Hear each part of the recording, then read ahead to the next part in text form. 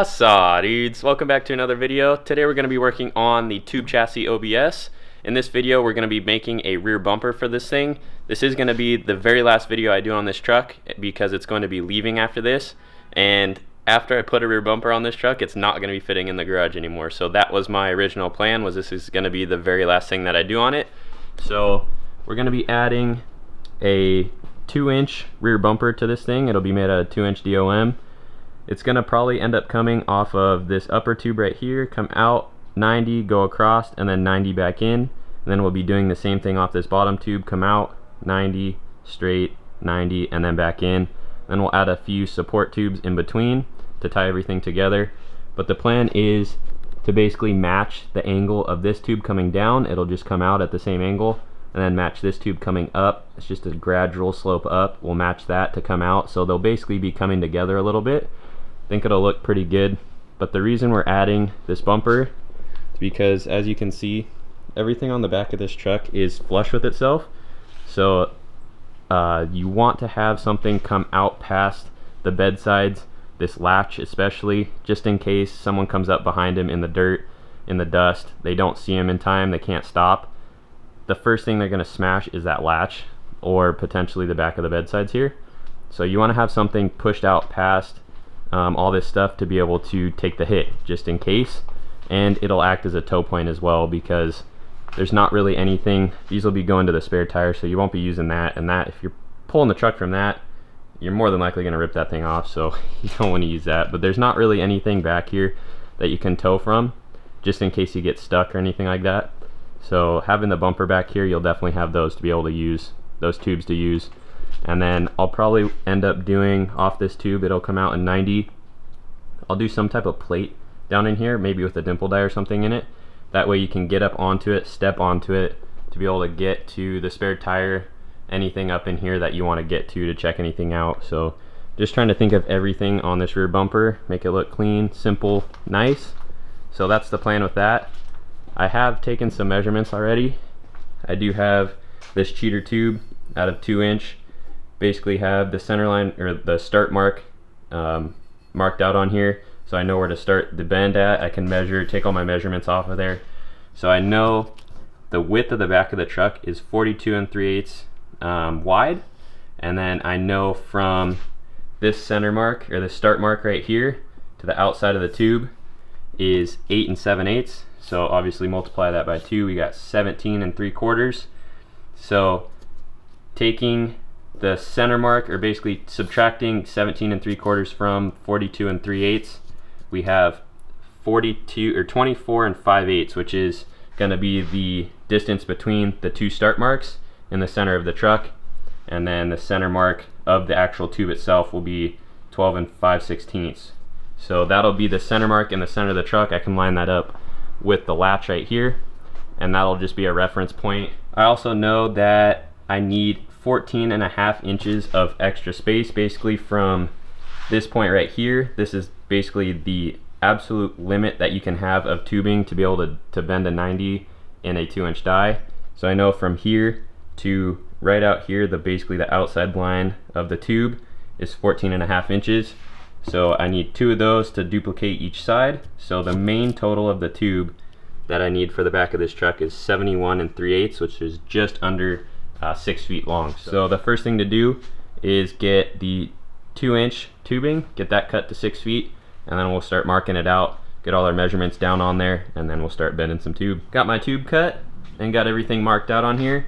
Ended up going with a 6 foot long tube, so I'm 5/8 over what it actually needs to be, but that's okay.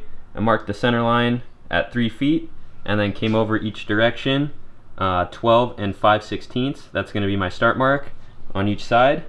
So that will be where the 90-degree bend starts to come over, and then obviously I'll have a little bit of extra space here. So once it's bent to 90, I'll start cutting off the excess to get it to fit exactly how I want on the back of the truck. But now I can go ahead, line this up in the die on the bender, and then get this cut or bent to 90 degrees. There we go, 2 90s put into this tube. They line up with these big cage tubes.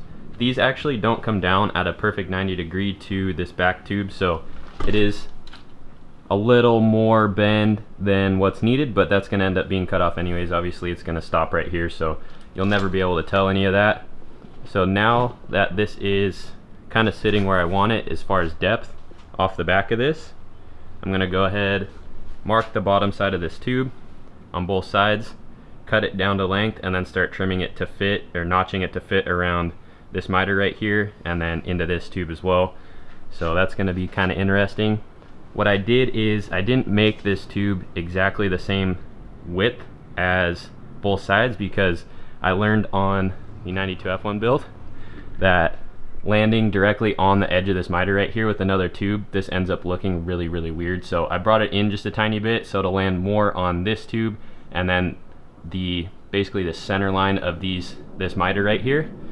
I think it'll look a little bit better. So I'm gonna do that for the top and bottom, but I need to get this trim to fit first, get that tacked in place, and then I'll start working on this bottom tube.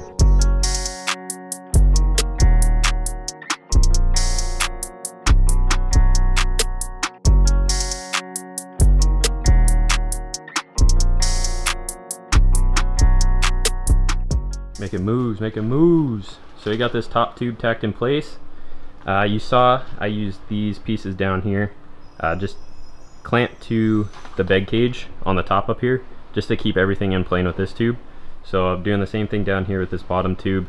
I do have it cut already, put the bends in it.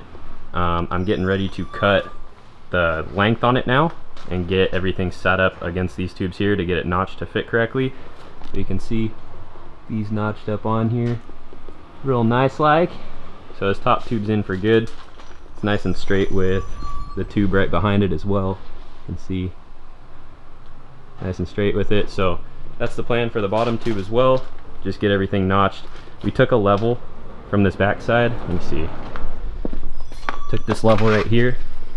The truck's not necessarily level to the ground, but we're just going to use this as a reference point. So we sat this up against here, leveled it out, and then measured from the level over to this bed cage tube, and then did the same thing to this bottom one, figured out our dimensions, and then marked it on our tube right over here. So this is where I'm going to be cutting it at, right there and right there. So that should sit off the bed cage the same amount each side to be able to fit up against here, and then all I'll have to do is notch one side of it out just like I did up here to get it to fit correctly, because this tube that comes up isn't parallel or 90 degrees to this tube coming back on the bed cage. So I'll have to notch just one side of it out like I did up here. I didn't touch anything at the top, but I notched it out at the bottom side. So that's what I'll have to do. It'll actually be opposite. I'll have to notch the top side out and the bottom will stay the same, but making progress. Now you can really get an idea of what we're working with here. So the next step on this bottom tube, now that I got it cut, you can see the bottom side right here is definitely a little bit further away than the top that's actually touching already. So I need to come up in here on the top side, and you can see I already got it marked out, but I need to start taking that away because it is touching the tube already. So that will get, once I notch that out, that'll get the bottom to get way closer, and then I'm probably gonna have to end up doing something on the inside down here too. At some point, once I start notching this out, this right here is gonna end up touching this bottom tube. So I'll probably have to notch a little bit out of there, but it's not touching yet. So I wanna start taking it out here first, and then wherever it starts touching after that, I'll start notching there instead of just trying to take it all out at once. Just kind of working my way around it. Just like I thought, I did have to notch a little bit out of the tube right here to get everything to fit correctly, but as you can see, she's fitting nice. Both sides sitting on there good. Everything's parallel to this upper tube when you look through it, so it's looking good. I did go ahead and on every tube junction that I do bevel the edges on the tubes just to get a nice weld surface in there. If you don't do that and you leave the edges of the tube just straight up and down, you will have a weld that ends up like caking up on both pieces of tubing, and it just doesn't look that great. So when you do this, you know you're penetrating completely into both pieces of metal, and it has a tendency to let the weld lay down a little bit flatter. So definitely a good tip right there. You definitely want to bevel your tubes. These ones I didn't go too crazy on just because there is a tiny bit of a gap in between the two tubes, so it should penetrate in there real nicely and let the weld lay down nice and flat. The next step is getting this tube tacked in place. I'm gonna have my dad help me get everything centered this way with the tubes on both sides, and then get that tacked in place. But it's basically sitting away from the truck where it needs to be and at the same angle with this bottom tube already. So it's literally just getting it set this way, tacking it in place, and then can go ahead and start making our center tubes. All tacked in place now. I think after looking at this and holding a license plate up to kind of where it'll be sitting, I only want to run one tube on each side, and I'll probably end up lining them up with where the center mark was on the bends for these tubes. So that makes it pretty easy. I'll be able to line it up perfectly side to side off the center mark, and you can tell everything is in line here with the reference point on this bed cage too, which is the center of the truck there. So everything comes through top and bottom nice and straight. So now I need to take a measurement, figure out what the inside dimension is between top and bottom tubes here, and then start cutting some tube out, getting it notched. And then I'll probably do these at a 2 inch as well, just make everything 2 inch and make it look all beefy. And then the cool part is when I go ahead and make the little footrests on each side on this bottom tube here, I'll be able to use my new bandsaw. Just got this thing in. There's a good deal going on Amazon Prime Day. Got this thing for 48% off, so it's an 18-inch jet bandsaw. Pumped on this thing. This will be the first time I actually get to use it, so kind of been anxious to do something, so now I got a reason to cut some stuff out. So get those cut out, and then I'll probably make some brackets that'll hold a license. This isn't the license plate for the truck, but I'll make some brackets to hold a license plate in here using the bandsaw, so that'll be pretty cool. But first thing now is taking the measurement, getting these made on both sides.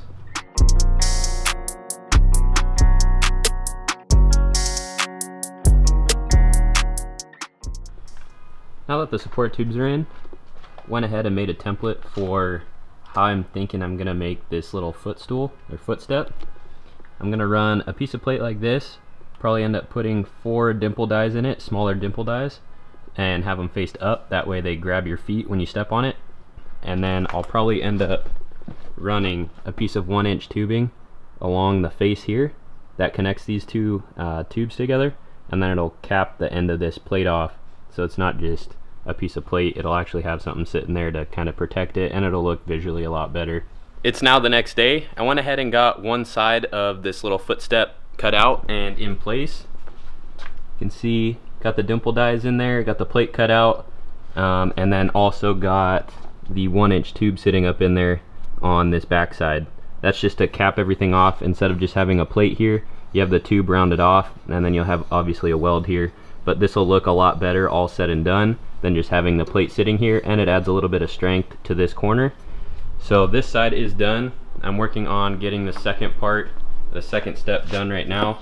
Got my holes marked out. I need to drill those out, and then I'm using a 1/2 inch dimple die in the press to get the dimples into here. But when I was cutting this first one out, I already weeded this blade. This thing is gone. So I'm pretty sure this is the blade that came with this bandsaw, and I have 3 other ones coming that are 1/4 inch width. This is 1/2 inch width, and I'm pretty sure this is for wood, and I completely ruined this thing in literally a couple cuts. So I need to wait for this, wait for the blades for this to come, but I'm just cutting this stuff out by hand now, back to the old angle grinder. So gonna get this set in right now, get it all tacked together, and then I think that's basically going to be it for this rear bumper. I can go ahead and start welding it together. I just got done tacking this side in place. It's all ready to go. Now I am working on this contraption right here. I need to get a license plate mounted in here. That's going to be the last thing I do before I go ahead and finally weld everything up. So what I have here is 2 pieces of flat stock just clamped to the back side of these main bumper tubes. And the reason for that is because I don't want the license plate to sit on the front side of these tubes, because that would be the first thing to get hit if this truck ever gets rear-ended. So I want to have the license plate sit inside of the tubes just like that. That way it'll never get touched no matter what. So I'm working on getting some plates cut out for this right now. Just gonna do basically just some flat stock, same type of thing. Cut these out. This will sit flush on the back side, drill 2 holes in them, and then the license plate will actually get mounted to each one of these on each side. So pretty simple. Just need to get these cut out, and then I'll go ahead, get the pieces put in there on the license plate, get the license plate centered in between the tubes this way, and then tack that in place, and this will be ready to go.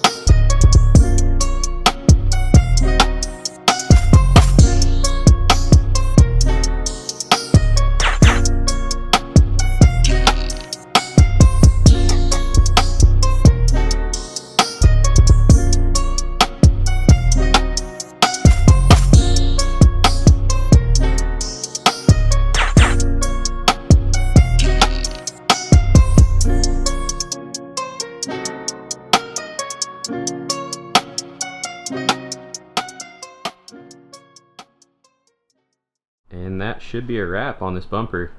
Super happy with the way all the welds came out on this. For this being the last thing that I'm doing on this truck, I'm definitely very pleased with the way it ended up coming out. That's probably going to do it for this video and for this truck. I got a couple things I need to wrap up on it. Today is currently Friday. This thing's probably leaving either tomorrow or Sunday. So I have a couple things I need to wrap up, get all this trunk area put back together, put all the final bolts in it, but that's basically going to do it for this. So once this truck is actually gone, I'll give you guys a little sneak peek on what we got coming. Ooh, snap. So we're going to be painting our truck. We're in the process of doing that right now. Me and my brother are filming a video for that, but that will be coming. We're doing all the prep stuff right now, getting it sanded down and all that, so you'll see that in the upcoming video. We also have potentially a new project coming on the channel that you guys have already seen, but it may be coming in a little bit quicker than we thought, so stay tuned for that. But if you guys like this video, make sure you like, comment, and subscribe, and we'll catch you in the next one. Peace.